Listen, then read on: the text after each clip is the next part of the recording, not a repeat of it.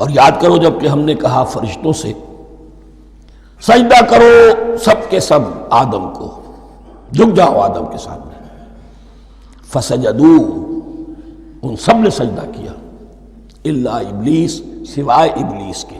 البتہ اس آیت میں ایک مغالطہ پیدا ہوتا ہے، الا ابلیس، سوائے ابلیس کے۔ مغالطہ یہ پیدا ہوتا ہے کہ شاید وہ بھی فرشتہ تھا، اس لیے کہ حکم تو فرشتوں کو دیا گیا تھا۔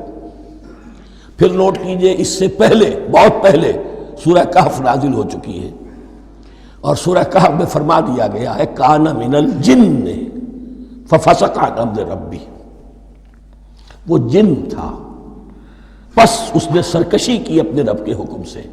فرشتے کی شان یہ نہیں ہے، وہ اللہ کے کسی حکم کی سرتابی نہیں کرتا۔ لا یعصون اللہ ما امرہم ویفعلون ما یؤمرون، وہ اللہ کے کسی حکم کی نافرمانی نہیں کرتے اور جو حکم ملتا ہے بجا لاتے۔ یہ جنات کے اندر اختیار تھا، جیسے اختیار انسانوں کو دیا گیا ہے۔ جنات میں نیک بھی ہیں، بد بھی ہیں، اعلیٰ بھی ہیں، ادنا بھی ہیں، جیسے انسانوں میں۔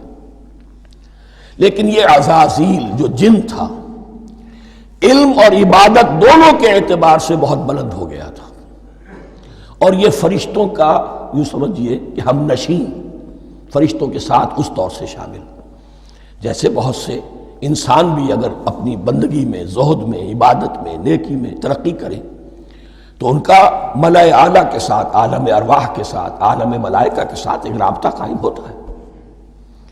اسی طریقے سے وہ جو عزازیل تھا، جن ہونے کے باوجود اپنی نیکی، عبادت، پارسائی اور اپنے علم میں فرشتوں سے بہت آگے تھا، اس لیے معلم الملکوت کی شکل اختیار کر چکا تھا۔ اس کو اپنی ذوق تھا، یہ بات جیسا کہ میں نے عرض کیا 7 مرتبہ قرآن میں یہ بات آئی ہے، قصہ ابلیس و آدم، کہ فرشتوں کو حکم ہوا کہ سجدہ کرو، سب جھک گئے، ابلیس نے سجدے سے انکار کر دی 7 مرتبہ۔